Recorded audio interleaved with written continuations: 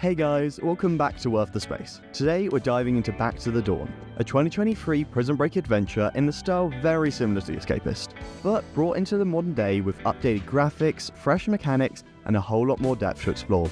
I'll be breaking it all down and sharing my thoughts on whether this game really deserves a spot on your hard drive. So stick around and let's jump straight into it. Now, as you start the game, you get to pick between two characters. I picked Fox Thomas, since it said if you picked the Black Panther because he was an undercover detective, you would probably have a harder time in jail. Since my first time playing, I made sure to pick Thomas. Then after that, you get to pick your past, which is a really cool feature. So you either get to be a broadcast journalist, an undercover journalist, or a war correspondent. Each come with different positive abilities and negative effects. And they have initial specialities too. These are really fun and do change up the start, and I think you could have a lot of fun experimenting with this. I personally went with broadcast journalist because I thought that looked the most fun, and it actually had a really interesting story. Now, like in every game, here you get to pick between three difficulties: easy, normal, and hard.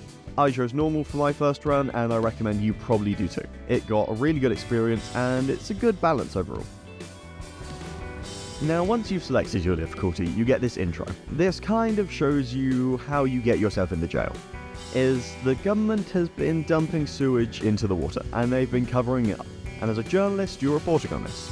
So, then this guy comes to you and is offering you hush money. Now, if you accept this, you actually do just end the game, which I think is a really cool feature. I like that you actually get a choice.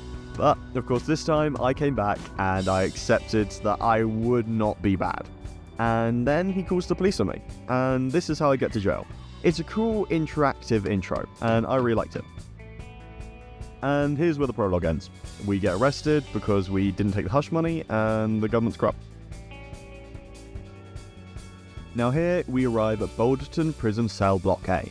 There are 21 days until the mayoral election. Now, I didn't get to the end of this game, so I'm not actually sure what happens there, but I believe the whole point is you're trying to escape. You're trying to get out of this prison, prove you're innocent, and then get the mayor to not be elected. Now here we're given a little tour of the prison. We talk to Bruce, who's the prison guard, and we talk to our neighbour here. He's just a donkey, but it gives us a little tutorial about what to do and what to do in your room. It's pretty sweet that your room is its own little area, and I really like that. It's a pretty fun thing to explore, but it's really confusing at first for me. I think there needs to be a little bit more instruction, but the tutorial is not bad. Now, I would just like to point out, I, for most of this game, play click and point. You don't need to do that. You can actually use your keyboard. I just didn't test it for an hour, but you can play however is best for you, which is nice. There's a good amount of freedom. Now here you can see the crafting system. It's pretty simple, and it does remind me a lot of The Escapist. I feel this game probably took heavy inspiration from it, and I like that. I really like The Escapist games. And here, when I just try to open my cupboard, first quest's little hint pops up. And I did find these really bothersome. If you're the kind of guy who just likes to explore on your own and kind of get to it, this game's pretty slow for that. I found it really annoying. I know these are super helpful, but it does just take up so much time when, especially at first, you're clicking on every new thing and you have to read through a long thing of text to even figure out what's going on. I think there's probably a better way to do it, but I could be wrong. I'm not a game dev. So, at the start of every day, there is a roll call. This is like any other prison game and is pretty standard. But here, a problem arises which I find is pretty common through this whole game. It's really slow. I think it's only 7 or 8 hours to beat this game, but man, is it just kind of a loop. You can get some cool stuff and explore quite a bit, but there is only so much you can do in this prison, and most of it is a content loop, at least in my opinion. I think if you like that kind of repetitive cycle and slowly making your way out, you'll really like this game. But don't be expecting to make progress as fast as games like The Escapist. This will be slower, and you will have to earn everything you want. So again, if you like that, probably will really like this game. I personally don't as much, so I didn't get along great with it. Just an example, this roll call goes on for about another 30 seconds, and you're doing these daily. That gets a bit repetitive. At this point, I decided I was going to go around talking to everyone. Now, you can talk to almost everyone in this, which is pretty awesome. I do like that, and it does give you quite a bit of content, but they are usually shallow, boring conversations. Now, there's a few people, such as gang leaders, which you can talk to and get quests from. They are one of the better bits about this. I really enjoyed going around doing quests, and it was pretty fun, but you do have to get a lot of kind of respect from those leaders to be able to join the gangs. So don't expect to do that fast, but I'm sure once you do, you get access to some pretty cool stuff.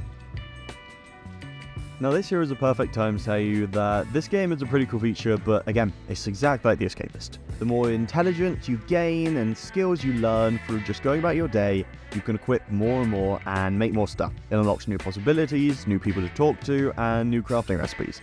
It's cool, I like it, but it's a lot of grinding, so do be aware of that, but I'm pretty positive about it overall. I think it was pretty fun, and it does help that the first one I learned is a Molotov.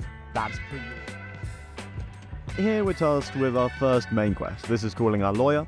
The whole game is operated by side quests and main quests. It's a normal system, nothing too special about this. This puts us in trajectory to start getting a job and some money to be able to call our lawyer, and it's done well. I liked it. Here for me was the most annoying part of the game. I've applied for a job and I've finally got a medical check, and I have to spend so long searching for the instructions on how to get a job. This was so annoying for me. I personally do not think this was clear at all, and eventually, to be honest, I had to search it up. I could not find them for the life of me. I searched everywhere, and then eventually I finally decided to just search it up online, and it was just randomly behind a big heavy box that I had to move. There was no obvious signs about this. It doesn't seem obvious to me. Maybe I'm just being stupid, but I think you can probably agree it's really poorly hidden. So this frustrated me quite a bit, but I guess maybe I'm just dumb. That's up to you. And this is the main way of making money in the game. It's actually a really cool system. I really enjoyed it. It's about how you try and get the exact timings on the clothes you're ironing, and then the more perfect you get it, the more money you make. Now, something that I actually think was an amazing feature by this game is once you've done this enough, you can just do it automatically. You don't have to do it anymore. I think that is a genius addition, and I really, really liked that. Here's the cafeteria. I found this was the best place to kind of talk with different people and build up relations. It's pretty easy to, and you can share your food, which is a really good starter. And I liked it. I mean, this is also where you can recover your energy, but I did actually find after I spent a day in the solitary as a quest, I really was low on stamina and energy, and I actually have no idea how I was meant to get it back up. I never figured that out, actually. But I don't think that would be too difficult once you're more established. Since you can see here, you can recover some stamina here, but it never seemed to quite keep up with how much I was losing. But at the end of the day, it still works, and you still get a bit.